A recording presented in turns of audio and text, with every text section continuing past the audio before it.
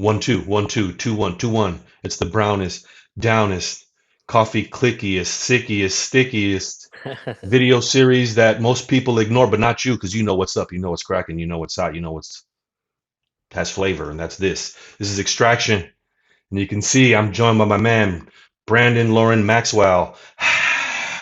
Brandon, actually, you have one of those devices on your show where you're actually able to make sound effects, right? I am. Yeah, I think I don't have the cheer sound effect right now. I think right now Get up, Chucky! I have the get up Chucky from Blood In Blood Out. So Okay, you always have to have. Oh, so is that a fan favorite of yours? Blood in, blood out. I don't. I'm assuming everybody knows the movie. So but I was looking for sound effects and I put that on there. So well, So as you guys can see, Brandon has the setup. Not only does he have a soundboard, he also has the mic cube, and you can see Brandon's repping the Daily Chela. You know, one thing that I really appreciate about social media is that you're able to connect with folks and their work and at a distance, and then get familiar with them. And that's how I came across Brandon as a writer, and started following what he was up to, and was excited to see that he turned someone with a similar background turned his passion for writing into a career, and a career that amplifies the work of others with the Daily Chela. So, Brandon, tell us a little bit about the Daily Chela. well, the Daily Chela. Well, first of all, thanks for having me on. And long time no see. You were just on my podcast not too long ago. That's right. So yeah, the Daily Chela, it's I launched it. It's basically was designed to be a digital platform for Latinos, but with an emphasis on Mexican American and Chicano culture and interests. I've always felt like the current media options ignore that demo, even though it's the largest demo. And I think it's I don't know, it's not necessarily intentional. I think it's just because a lot of those current media outlets are based on the East Coast. So I wanted to give it a more Western flavor and talk about topics that are interesting to me and a lot of people that I know. So this is something that, when did you launch it, and um, what was the deciding kind of case for you? Like, oh, you know what? I'm just gonna do this, bro. Because a lot of people have ideas to launch shit but never do. How long Yeah. has it been up? It's about 15 months. So I did a soft launch, so that's not counting that. So I guess overall, maybe 16, 17 months. Um, Launched it at the beginning of last year, January. So what is that? 12, 13, more, 15, it might be 18 months. So yeah, I launched it. Prior to that, I had been writing a lot of opinion columns in a lot of national publications like Washington Examiner, Washington Times, The Hill, Salon, The Oregonian, just different places like that. I would always write opinion columns.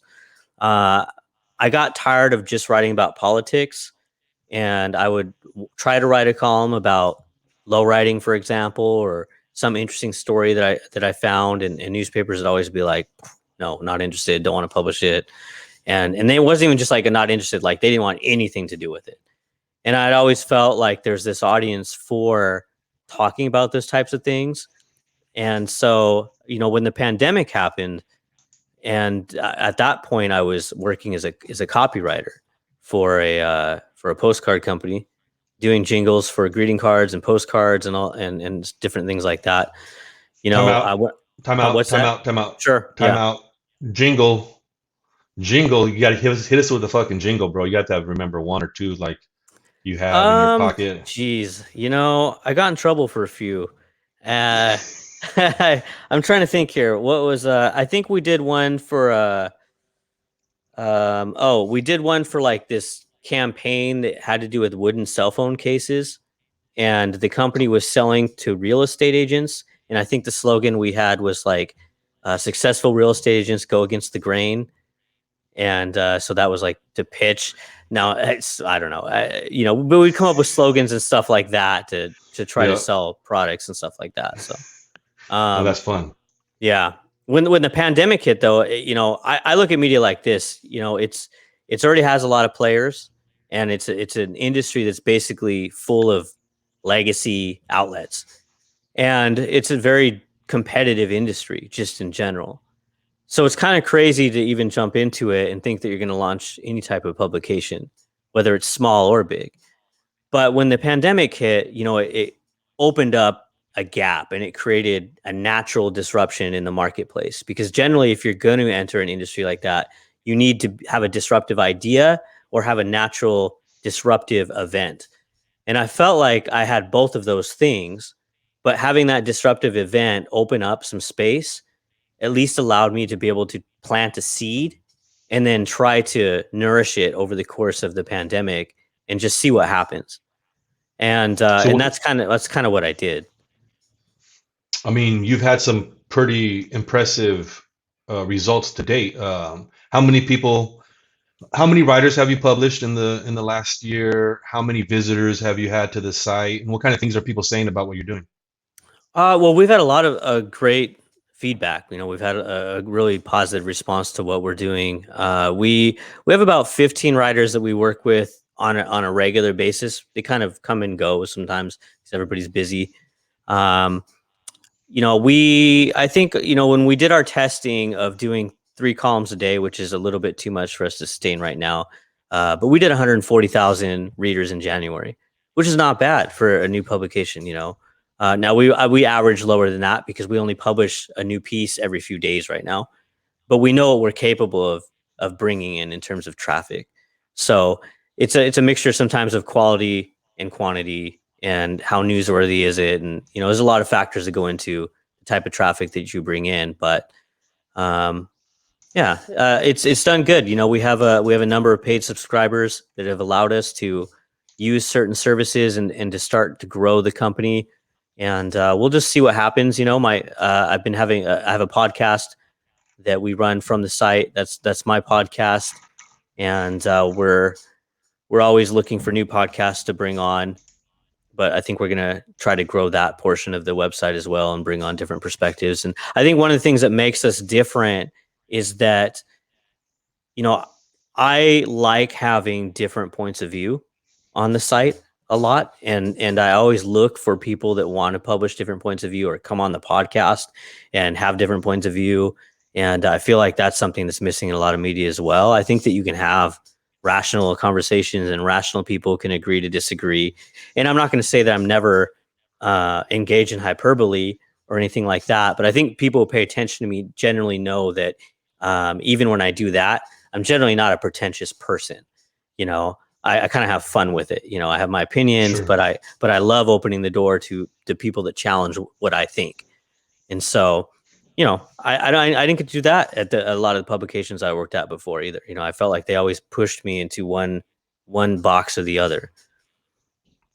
No, I think one thing that makes your writing strong and makes the Daily Chela platform strong is point of view.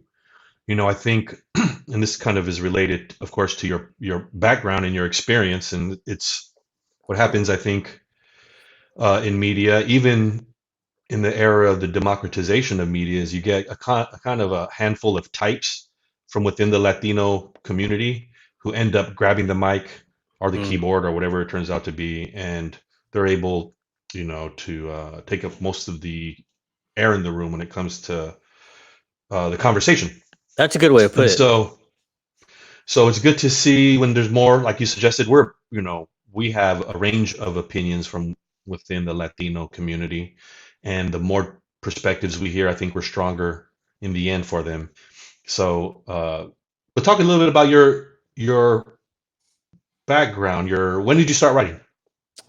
Before I get into that, I want to say nothing changed the way that I saw media more than something that you said one day. And it was I'm paraphrasing here, but it was something along the lines of, you'll understand media when you understand that the majority of people in media were the people that ran the scrapbook in high school. That's right.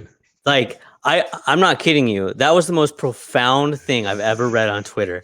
And I haven't been able to stop thinking about it. Like, even when Right. I engage now with journalists online, I'm like, you're just the scrapbook kid. What am I doing talking to you? We never would have hung out in high school. And Right. but it does explain the bubble that sometimes the media lives in. And the truth in that showed with the reaction that tweet elicited, Yeah. and you had some responses from some journalists, and one of them that I'm friends with, but I just thought it was a pretty profound, very insightful observation. And I think when you talk about it, going back to what you were saying, I mean, that's, I think, probably why somebody like me stands out a little bit with what I'm doing, because I'm not from that world. I'm a little bit more probably, um, I'm like an average type person in a lot of ways, and more like working class. I wasn't running the scrapbook in high school. I dropped out of high school. So, There you I go. dropped out of high school and went back to high school and graduated a year late. I was a super senior because I dropped out for a year. So, yeah, it's complete opposite of the scrapbook Right. kid. But Well, that's the idea too. It's not that these kids in the scrapbook, as you call it, or the yearbook committee are from another school. They're the same. yearbook, They're I the mean, kids we yeah, grew up with. Like, yeah, they're the same kids who live next door to us. So like, you can have experiences adjacent to each other, but perspectives be so fucking different. You know what I'm saying? It's yeah. like, how about this? Like in junior high, actually, they sucked me into the yearbook club because for whatever reason, and so like they were like the kids were looking at me like, how'd you get in here? And that's kind of that framing is Hmm. how I've carried my whole fucking career. Like I've always Hmm. feel like motherfuckers are like, how'd you get in here? I'm like, well, let Yeah. me show you. You know what I'm saying? Like this. Um, Yeah. but Well, so and you see, I recognize that though in you. I mean, I'm attracted to those types of people as friends in general, and just the people I like to surround myself with. And I think that to some extent is why I reached out to you and why we ended up probably getting along. You know what I mean? yeah, Because you could just tell. To me, to me, I can tell. right, yeah, and so tell me about your high school experience. So were you dropped out because the shit was whack, or Did you're yeah. doing some dirt, or Yeah, well, I mean, at that time, I was gangbang. I dropped out of high school when I was 17, and I had been involved in gangs. I started getting involved with that stuff when I was 12, probably around 12, and I got jumped in when I was 15, and um, okay, I first, okay, so wait. This is cool. This is interesting. You know me, bro. I like this nuanced shit. So involved at 12, jumped in at 15. What is that 12 to 15 like preliminary hazing? You're down for the hood, but you're not in it. Like, what is that phase about, bro? yeah, I mean, with in the world of gangs, generally speaking, you're always putting in work, as they say, right? So a lot of times when I guess you're being groomed, or you don't really think of yourself as like a prospective member in the way that like biker clubs do, because a lot of Right, times you're just hanging out with the people you grow up around, right, in your neighborhood, your neighbors, things like that. I mean, that was how it was with me. It just so happened that the guys that I knew were all gang members. So, right. but the question inevitably comes up at a certain point when you're hanging around gang members all the time. It's like, well, when are you gonna join? When are you gonna get jumped in? Like, because before that point, you're if you're hanging out and you're around these guys, it starts out with, you start getting hit up by rival gangs that know that you're kicking it with them, and then it's like they're like, where are you from? And you're like, oh, I kick it with da da da da. And then your homeboy's like, you got to stop saying you kick it with. You got to say you're from this, but then you got to get jumped Uh, in, and so, but you end up putting in work and doing dirt before that point, and then they kind of, they'll say if you're down or not. That's how they'll look at right. you. I mean, I was holding guns and stuff for a lot of the older guys, and when I look at it now as an adult, I realize that I was basically, you get taken advantage of when you're young, when Sure. you're a peewee, right? A lot of those older guys, not all of them though. I mean, some of the older guys uh, were really like cool to me and kept me out of trouble in some respects. I would have been in even more trouble if it weren't for some of those older guys that stepped in sometimes. You know, Sure. I mean, I remember there was a time when we were going to go do like a drive-by shooting, and the one of my homeboys came in, was the older guy, and he's like asked for me where I was at, and everybody told him, and then he's like, come on, you're gonna come with me, and he's like, we're gonna go kick it with some girls. And he always had girls with him, and everybody was always mad at me because he was one of my best friends, and he was like a total like ladies man, and we'd always go hang out with models from JC Penney and things like that, and then everybody else would go off and do dirt, and so, I still got my fair share of fights and shootings and stabbings growing up, but there were some big ones that I got out of because some of those older guys just liked me or I was friends with them, and they didn't necessarily want to see me go the route that a lot of other guys went. You know. I mean, what's interesting in a gang, you'll see some homies who come from homes, better homes than others, and you can see like the potential. Like some guys are just derelicts, bro. Like fuck, they come from bad homes, and Yeah. their dad and their uncles are all bad, and they're fucking bad, bro. Like other guys that end up in the gang, like oh shit, their brother was a teacher. You know what I'm saying? Or like, Yeah. but and then you see those guys like with some like, because I've taught in the hood too, so you know, you see them all, bro. You know what I'm saying? You're Yeah. like, oh, this kid is smart as fuck or whatever, or Yeah. whatever the case is. So Dude, I did think you? about that a lot though. I mean, there's a really you meet all different types of people who came in for different reasons. And I think a lot of people don't realize that from the outside looking in. But there are people who are in it because it's a generational thing, like their dad and then their grandfather was from this same hood. There are people who are there simply because of proximity, just the people they grew up around.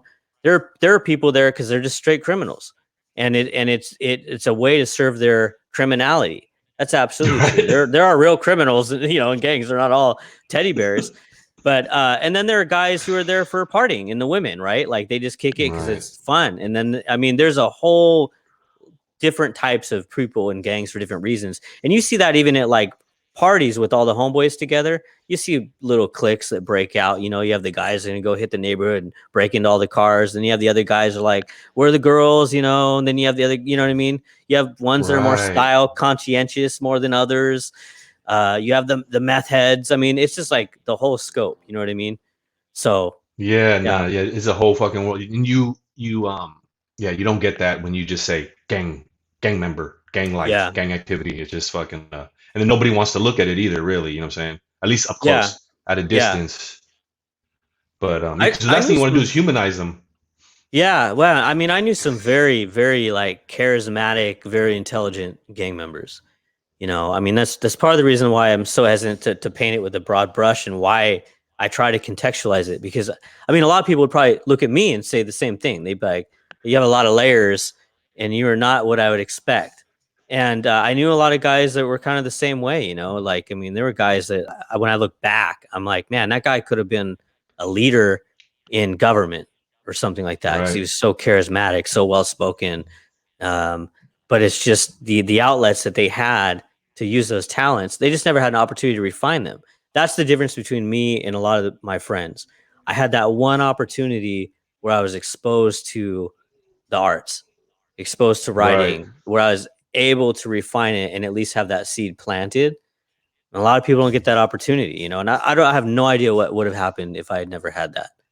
And it was all It was because of that a high school teacher that went out of their way. that was before. So it wasn't high school. It was before incarceration. It was Yeah, yeah. It was I'd been picked up for a few things before that, like just little day things in jail, where you get picked up for something. But yeah, I mean, when I dropped out of high school, I had been writing for a long time, even when I was gangbanging, but I never thought of myself as a writer. I just wrote because I liked raps, I liked poems, I liked a lot of that stuff. When I dropped out of high school and I was out for a year, my principal from that high school reached out to me one day and was like, I'm thinking about you.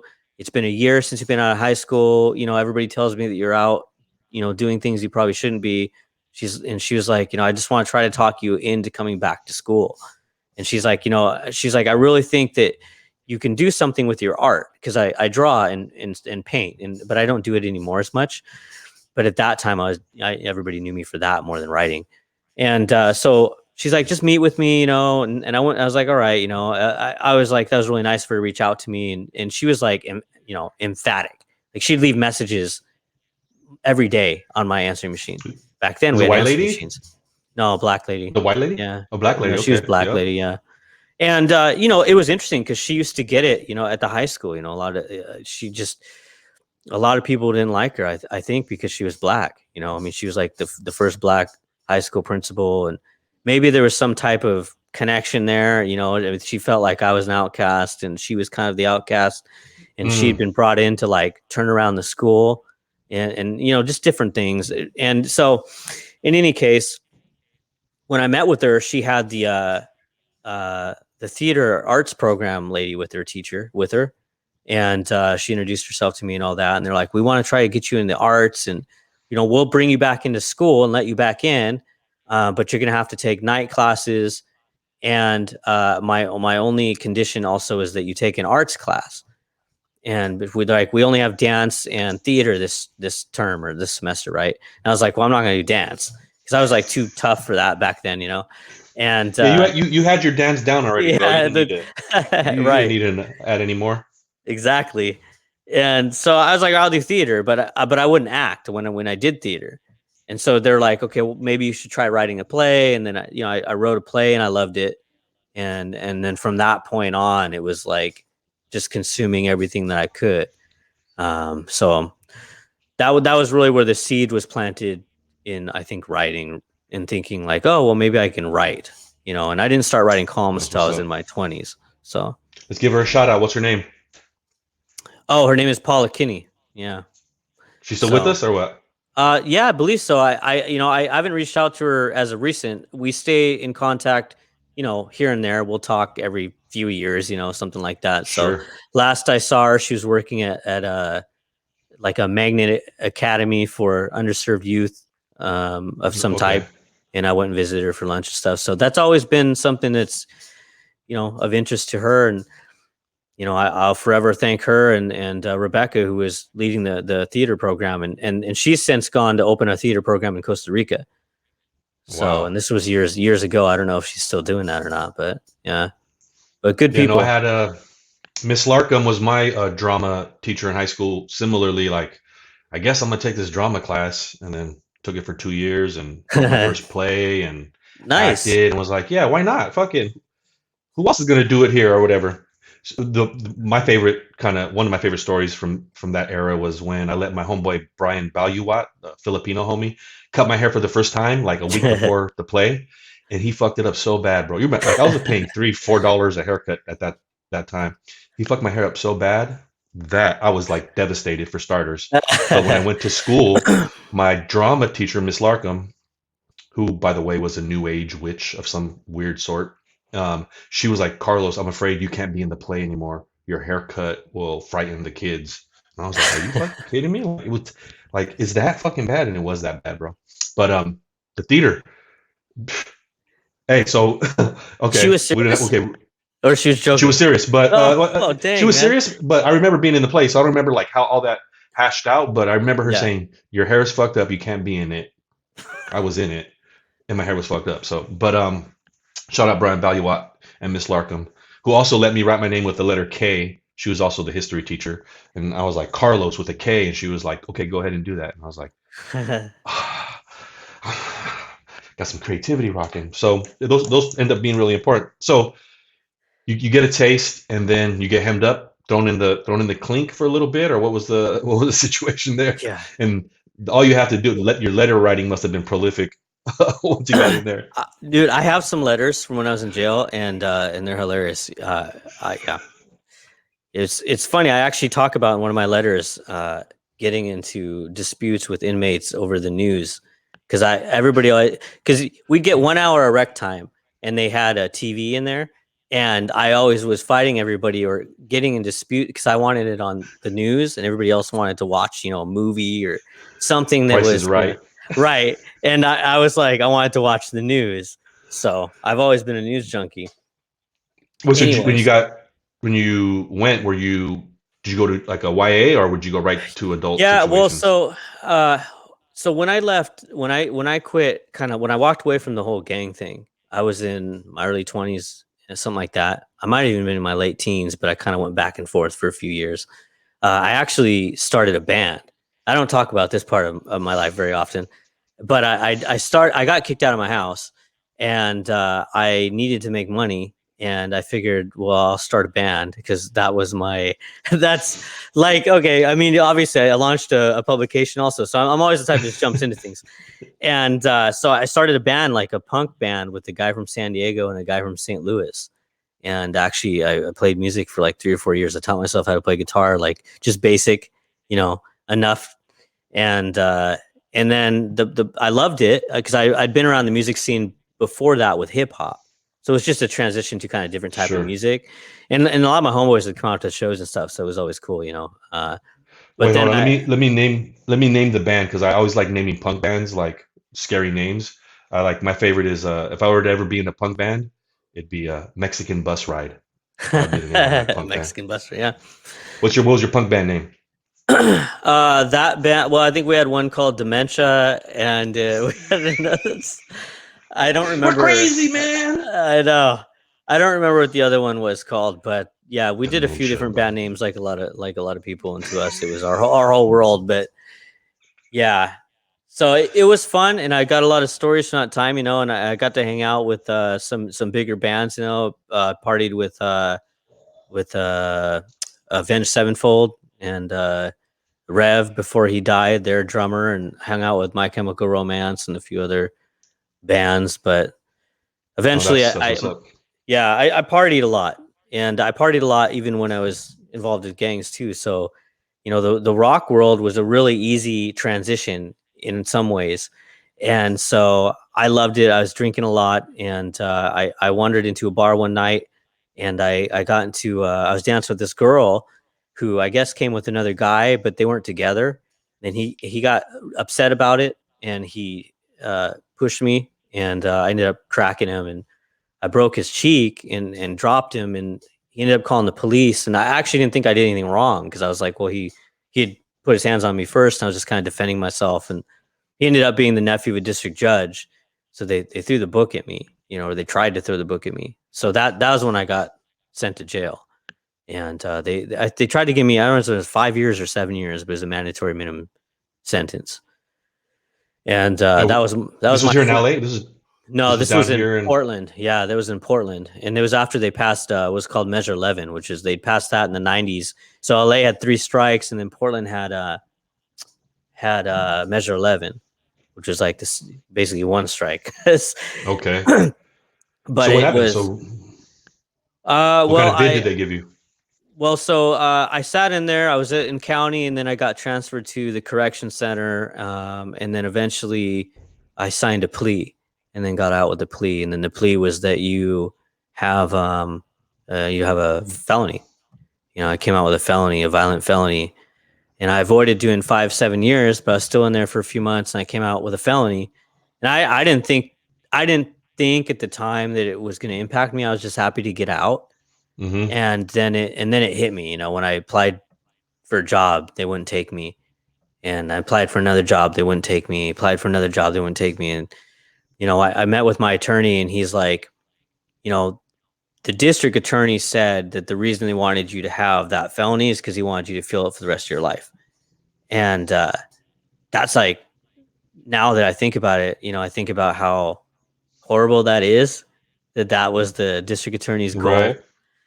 And and it was like that for a long time. I mean, even a few years back, I had trouble getting somewhere to live, and that was 13 years ago.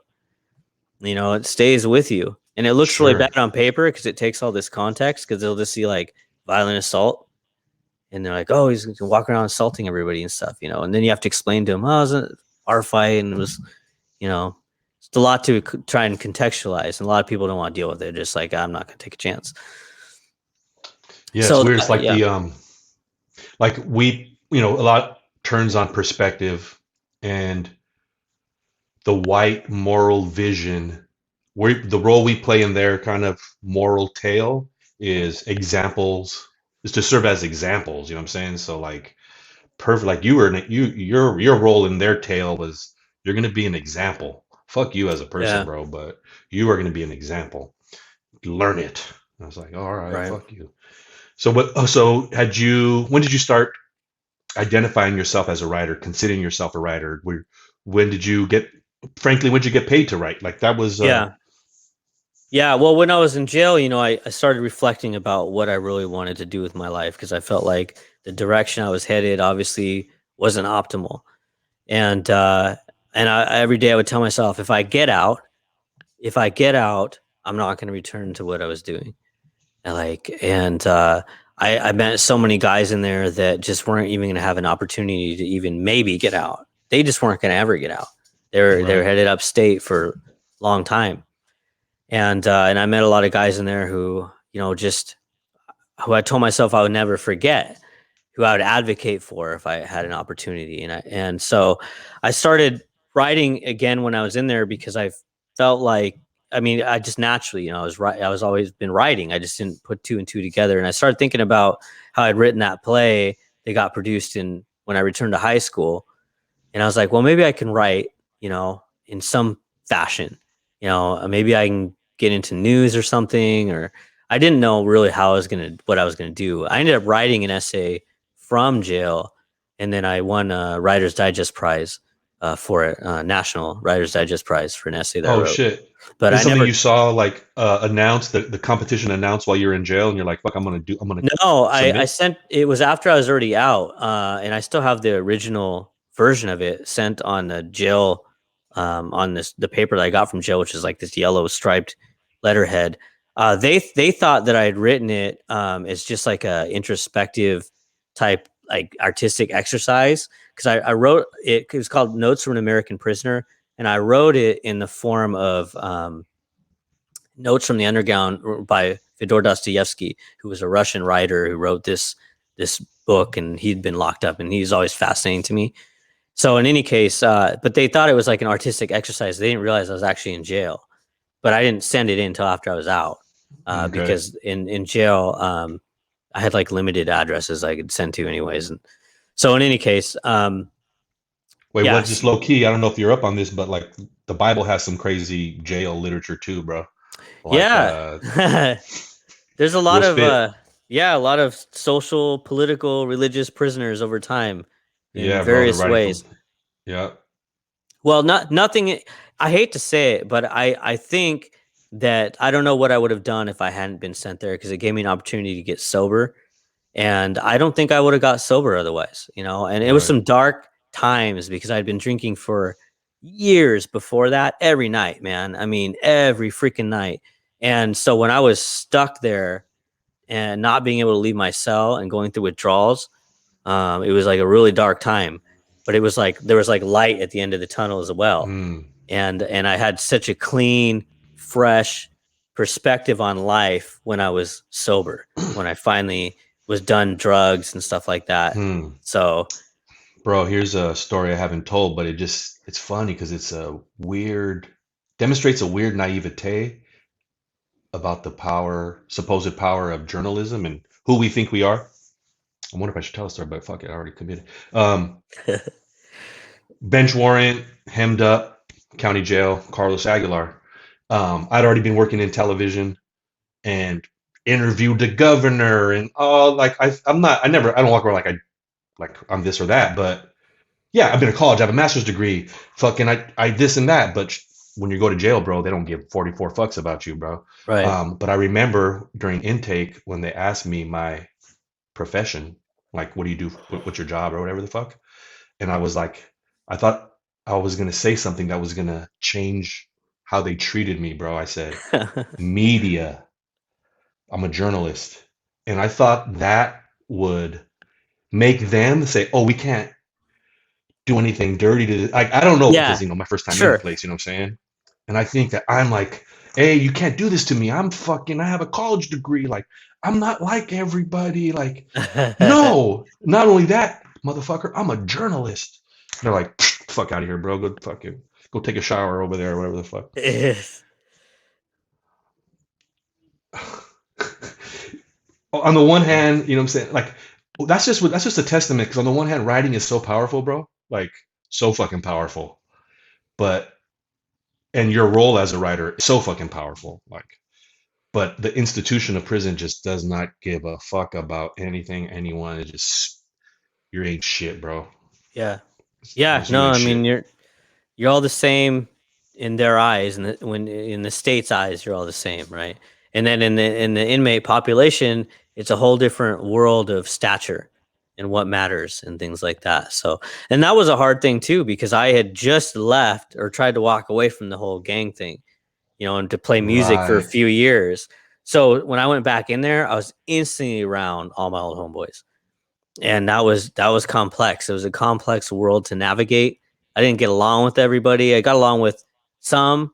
It was mixed. I still sat at the table with everyone, and I had conversations, Right. but it was always tense. You know what I mean? It was always like, they knew that I wasn't, didn't necessarily want to be involved in that anymore. You know what I Right. mean? So, but yeah, yeah, it was definitely a lot of politics. And So well, I was gonna say it's funny because it's to some extent, it's like I refer back to like jail, gangs, drugs, and alcohol for almost everything that I do in life because nothing will ever rise to that mm, challenge. Like, right, right. writing now, I'm not, having been stabbed multiple times, having been shot at multiple times, had my nose broke other noses. I'm not worried about what somebody says on Twitter. Right. Like nothing is gonna hurt my feelings, and I mean, like I'm rock solid in that department. And if I'm not confident in something, I know how to be 100% confident in something, regardless of whether because that's how you survive in those Right. worlds, right? So Yeah. people who think Just that it was crazy to launch a media site or for me to go out there or say, "Oh, Brandon, someone's criticizing you," or this, I'm like, man, dude, like, and you can't cancel somebody like me if we're gonna talk cancel culture and stuff, right? Because I already know what it's like to lose everything. I, I right. I've already been there, man. Like everything that I have is like borrowed time. It's all an adventure. It's all fun You're because right. nothing will ever rise or be as bad as being locked down 22 hours a day, which is what it was, and it was not fun and I didn't have anything. So this is all fun to me. It's fun. Well, actually, you brought up fun, but I wanted to go back to another emotion, which I wonder what role it's played in your writing. Um, because I'm reminded of Bakari Sellers, who's a former congressman, talks about the power of anger, Mm. um, and how much anger fueled some of his political work. And then I think a lot about like I kind of walk around a little bit angry, you know what I'm saying? Like, but that's why I criticize shit or whatever. But maybe, but that, but I've learned to channel that. Yeah. What role does anger play in what you do, if any, or You maybe even the know, early, like kind of coming out of I prison, don't I don't know, I mean, I don't know if anger is the right word. I definitely I think I feel a sense of drive. I think that maybe not everybody feels who doesn't know what it's like to lose everything. And so when you have an opportunity to have a life again or a second opportunity to have a life, you're really driven to make the most of it. And so there's a lot of things that I am driven to do because I simply think to myself, you live one life and this is my second chance at having that life. So who says I can't start a podcast? Who says I can't launch a publication? Who says I can't go record a rap song this weekend? I can do whatever I right? want. And people they get hung up on these weird mental roadblocks about what people might think, and or they get hung up on or they get distracted with things that are not relevant in the long run. Social media is a huge distraction, I think, for a lot of people. It can be for me, but I try to make a conscientious effort that I only spend so much time on social media because I want to focus on things that are tangible. I mean, sure, you can work on building a social media following and have 30, 40,000 followers. You can become an influencer. But in the end, if that platform's gone or if there's, I mean, there's, what are you really doing? I guess is what I'm saying. And to me, I want something that I'm remembered for, something that I build or something that I can, point to and be like, yeah, that's tangible, something that I built. And the other people will come around. So, I mean, that's like my take on things. And I feel like, I try to keep the distractions out of my life. to build Sure. something tangible. But you have to have that vision for long term. You have to think long term. So you have those little goals along the way that you try to meet. Yeah, like starting with the end in mind. Like, why am I doing this shit to begin with? And then kind of running that mental exercise as far as you can. Like, and one thing that I do is ask myself, like, so that, like, whenever I give myself an answer, it's like, is there something more there? Like, I want to produce this video series. Why? So that people can watch it. Why? So that they can learn more about what I'm up to. Why? So that they, like, fuck, like, then you really get to the why you're motivated to do these things. Um, and Yeah, man, I wish I had a great answer for all those things, but yeah. A lot of people, I think that everybody has ideas, but a few people actually implement those ideas. Because at the end of the day, usually it's not the idea; it's how you're laying out the idea that's the hard part, figuring it right, out. And you have to have something that motivates you to do it. And I think at the end of the day, a lot of people find that they don't have that motivation because the motivation basically has to supersede the discomfort that you're going to feel. And most people want to feel comfort. It's easier to just hang out on social media all day or to stick with your 9 to 5 job with something predictable in terms of a paycheck, to do all these things. And unless you have a drive that supersedes that, I don't blame people for sticking with that. You know, I mean, for me though, it's not anger though necessarily that drives me. I think it's just knowing what it's like to have a wasted life or to potentially have a wasted life. sure, And so, and I feel like I owe it to a lot of my friends I was locked up with because I always said that if I can have a platform or get out there, I'm going to talk about these issues on your behalf, sure. so people know, that not everybody's some horrible individual that's behind bars. Yeah, I'm kind of, there are days where I wonder if I'm just a heat, like when I've tried to distill my motivation to its core, to its essence, it's like, I just want to laugh more, eat better food, drink better coffee, just pursue the good life in Hmm. like really, in really material ways. But it's not only that, you know what I'm saying? There are other times where I feel like legacy driven and like justice driven. Yeah. But like a lot of times I do come back to like in the end, like why do any of this? It's not even for shit. It's just to laugh louder, it's to like to have a good memory about a thing that was done. Yeah. Um, I think, and it's not, I think it's perfectly natural for humans to want to experience those, those nice moments, drinking a coffee, watching a movie on television. Not everything has to be balls to the walls, 110 miles an hour, your legacy, how you can change the world. You know, you have to find a balance in your life. And I think it's probably important to have that balance. And I think different people have different levels of what they need of each. Um, yep, but yeah, so I don't know. I don't know if there's anything wrong with that. I think it just depends on how much time you're spending doing it. I mean, for me, I feel like because I'm an excessive person, if I'm not doing this, then I'm going to be drinking and partying. right, Like there's no middle ground with me. So it's like I have to be building something or writing something or moving forward with something because I'm not really the type that's going to sit around and drink coffee and relax for a day.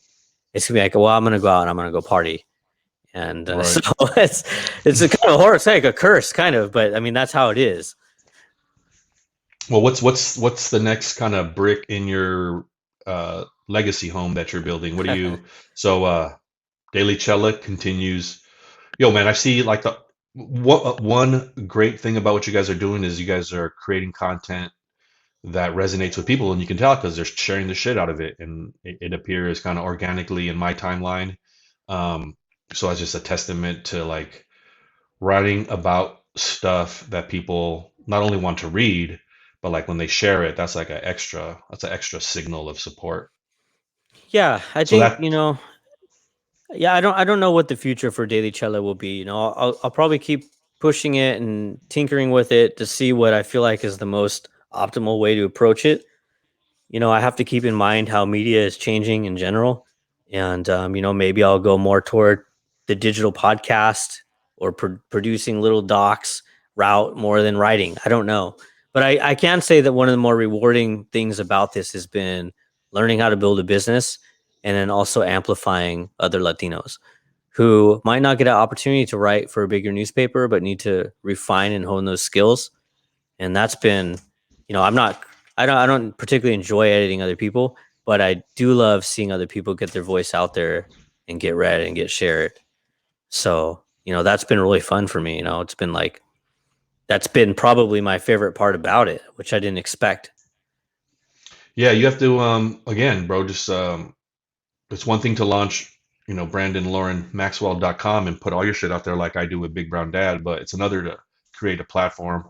And I think, you will continue to leverage that for continued opportunity and success. You have other shit cooking up right now? What's anything you could talk about or?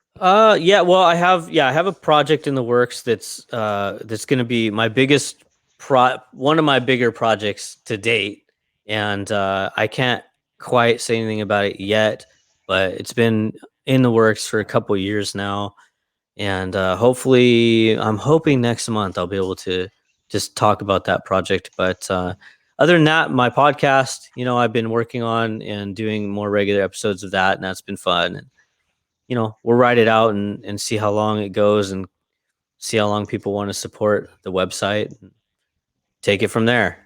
Yeah. Yeah, sir. Well, I think shit. Now, someone called you an influencer in a publication recently, bro. So maybe there's some influencer work in your future. If I'm an influencer, I must be a really effective influencer because I think I only have like 1,000 Twitter followers. I will say this though, I don't have a massive social media following like some people, but I get read and amplified every bit as much as those people who have those huge social media Sure. followings. And a lot of the people that follow me will probably tell you that. Who I have a lot of other journalists and stuff that follow me because they see that I get around, and I think that's the difference in approaches. For me, if you're doing something and you're building something and you're getting out there, the eyes will come, people will come. You'll get amplified if you're good at what you're doing. It's like the cream rises to the top. Just keep doing what you're doing instead of just focusing on buying followers or trying to do the thing. Because I think there's people out there that have 100,000 social media followers who don't do anything. They couldn't get they don't influence anything. They don't change the conversation. They don't do anything interesting. So I think it's kind of a false narrative that we have that you need to have this massive social media following to be heard. That's right. Yeah. No, it's great, and we'll continue to keep our eye out on Daily Chela, and of course on social where some conversations do happen. I mean, our friend Mario Carrasco at Think Now Research reminded me recently that Twitter has, damn, with these fucking findings, you got to be really careful of how you report them. I think it was like Latinos are least represented on Twitter. It's probably a better way of even saying that, but basically, Latinos are on social, sure, but we're not.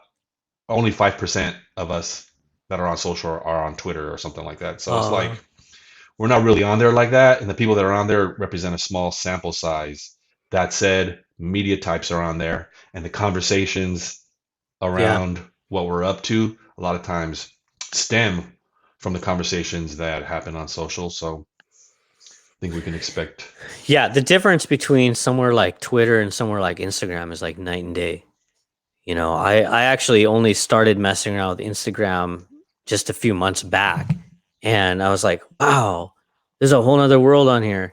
And there's a lot of people that like the Daily Chela content on there. It's easier actually to get traffic or more interest there than Twitter sometimes. And so with editorial as a writer, content. yeah, as a writer, I feel more comfortable with Twitter, but Instagram is has a huge audience on there of Latinos, different types. So, well, here's to continue to build your audience, bro. Continue success. 2021 is going to be, we're going to ride this motherfucker out, and 2022 is going to be better because fuck COVID and all this dumb shit. Yeah, no, you too, man. I mean, Mestizo, you've been doing this for a little while, and I'm happy to see you still going. I like meeting other entrepreneurs and ambitious people and people that are trying new things. And you're one of those people that you're not afraid to put yourself out there. So yeah, I Dope, man. congratulate you on that. You're doing a lot. And I know that we've had some columns that focus on you at the website. So Yeah, for sure. Well, I appreciate that. And you know how we do it. We like to do it something like